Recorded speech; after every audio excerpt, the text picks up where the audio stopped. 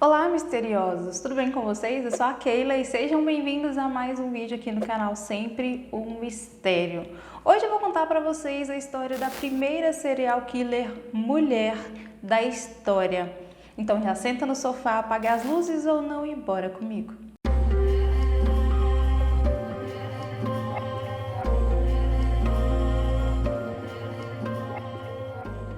É verdade que quando a gente vê vídeos ou ler livros sobre assassinos em série, a grande maioria é do sexo masculino. Porém, segundo um pesquisador, mulheres assassinas representam apenas 10%. O modo operante com que as mulheres agem também é bem diferente dos homens. Enquanto os homens matam normalmente pessoas desconhecidas, as mulheres tendem a matar pessoas mais próximas. No caso das viúvas negras, por exemplo, que matam seus maridos, ou as enfermeiras, que matam sempre os seus pacientes. Então é uma forma um pouco mais específica. O primeiro serial killer registrado não foi um homem, e sim uma mulher. Ela era da antiga Roma e ela era conhecida como Locusta, a envenenadora. Bem como outras grandes personalidades, Locusta vivia então no Império Romano, lá na região de Gália, onde hoje é o sul da França. Por mais que a data de nascimento de Locusta não tenha registro, estima-se que ela nasceu cerca do ano 20 depois de Cristo, ou seja,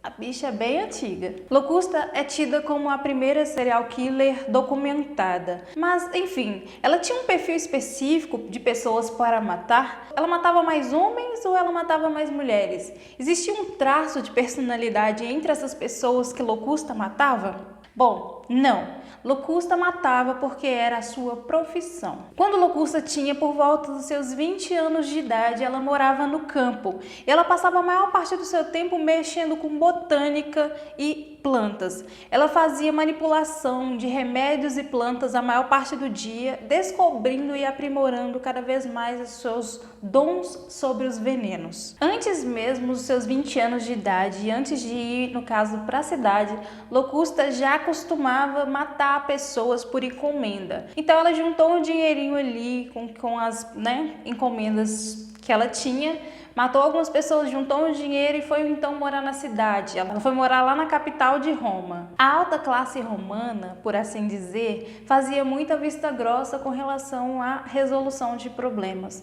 Eles eram um pouco mais práticos. Dependendo do crime, eles realmente faziam vista grossa e deixavam aquilo passar. Posteriormente, isso seria uma grande coisa para a Locusta, pois isso posteriormente daria a ela muita liberdade de produzir seus venenos sem medo de ser pega. Em Roma, por sua vez, não foram poucos os casos de envenenamento. A Locusta rapidamente, assim que chegou, já fez uma fama e muitas pessoas da alta sociedade começaram a procurá-la. Por quê? Existia uma grande quantidade de pessoas que queriam usar os seus venenos, que ia desde esposas que queriam matar seus maridos por conta de traições ou maus tratos, políticos que queriam eliminar os seus rivais ou até mesmo irmãos mais novos que queriam matar os seus irmãos mais velhos para assim tomar suas posições. Então, nesse período, o número de envenenamento cresceu demais em Roma. Locusta, então, criou uma grande clientela. Como eu disse, ela tinha um amplo conhecimento nas misturas dos seus venenos, mas o veneno que ela mais amava, por assim dizer, era um de cogumelos misturado com sangue humano. Locusta tinha um jeito muito peculiar e diferente de conhecer os seus próprios venenos. Ela era muito inteligente, então ela gostava de anotar tudo o que ela fazia. Ela criava cabras, então, isso lá no campo, ela criava cabras e ela injetava os venenos nos seus animais. E isso era muito importante. Por quê? Ela aplicava o veneno, às vezes, numa cabra pequena, e via o efeito que tinha nessa cabra pequena. Via quanto tempo, se a cabra iria só passar mal. Às vezes ela pegava a mesma quantidade de veneno e aplicava num animal muito maior e via se o veneno faria efeito. Então ela conseguia fazer essa distinção. Dependendo às vezes do veneno, ela aplicava esse veneno num animal muito grande e se em alguns segundos aquele animal viesse morrer, ela notava que aquele veneno era um dos melhores.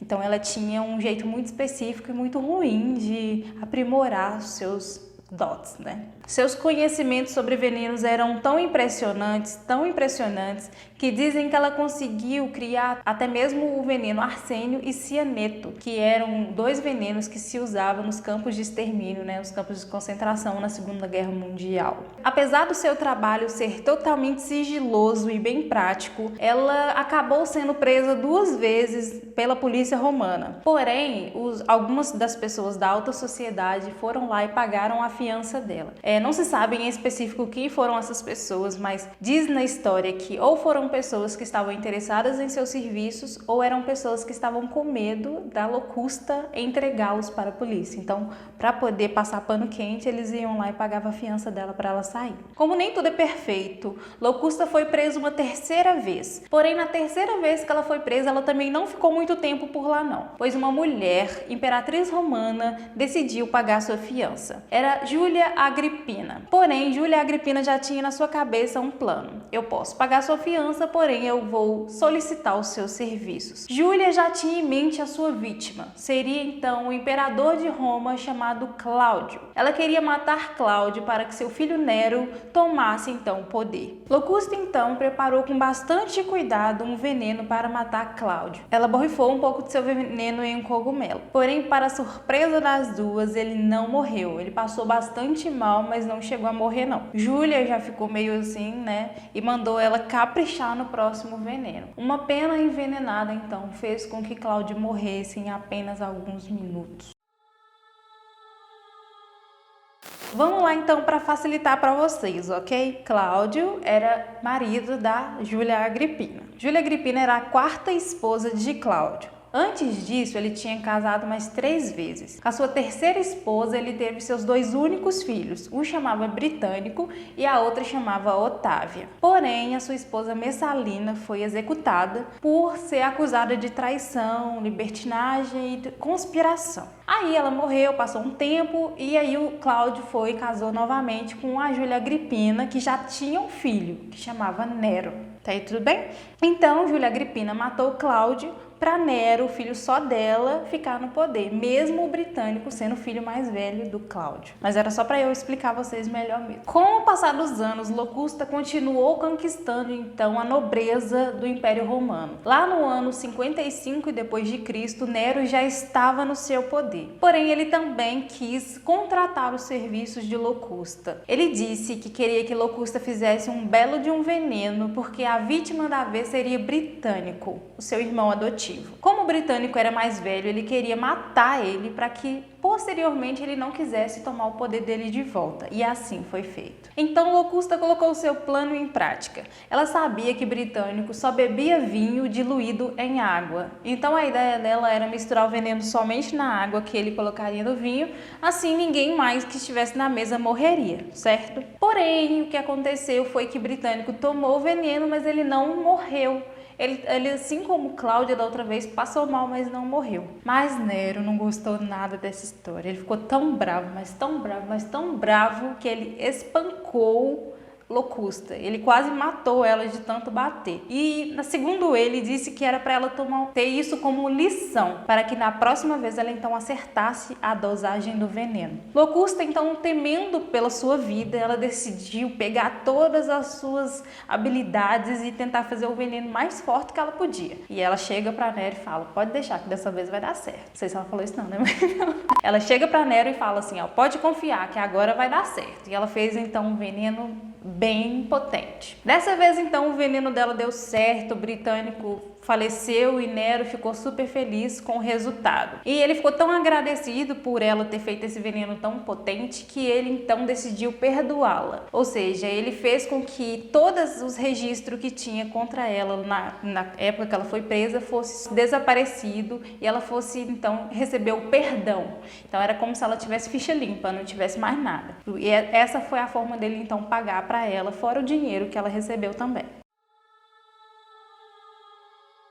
Porém, o reinado de Nero não durou para sempre não. Lá no ano 68 depois de Cristo, ele fugiu, deixando o mais alto posto do Império Romano para trás. Posteriormente, então, ele teria cometido suicídio. O Império Romano não pode ficar sem um imperador, então as comunidades, os políticos da época decidiram colocar Galba no poder. E ele então assumiu o poder no lugar de Nero, que no caso já tinha morrido. Claro, né?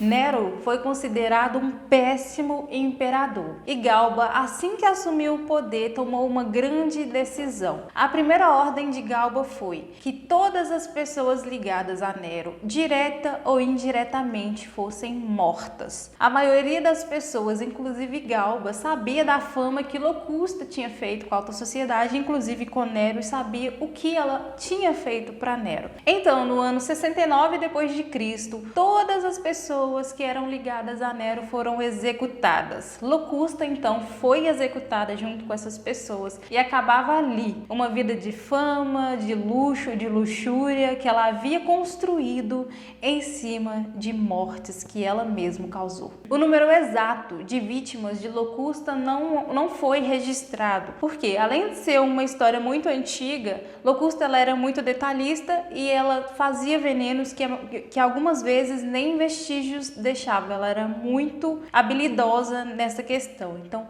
o número de vítimas dela pode ser gigantesco. Apesar da pequena porcentagem de assassinatos por mulheres, criou-se uma ideia de sutileza, de que as mulheres matam de uma forma mais sutil, como envenenamento ou mandando outras pessoas matarem sem precisar pôr a mão na massa. Porém, um especialista diz que as mulheres não são menos depravadas do que os homens na hora de matar. Elas são tão ruins quanto eles. A diferença é que os homens, eles gostam de usar a violência a seu favor, a brutalidade, porque isso os excita. Enquanto a mulher vive numa relação de ódio e de amor com aquela situação inteira. Então é muito esquisito e muito louco toda essa questão da mulher, né, dentro desse âmbito de serial killers, por assim dizer. Bom, não se tem tantas informações sobre a história de Locusta, até porque é uma história muito antiga, né, lá no ano 20 depois de Cristo, então as informações que tem na internet são bem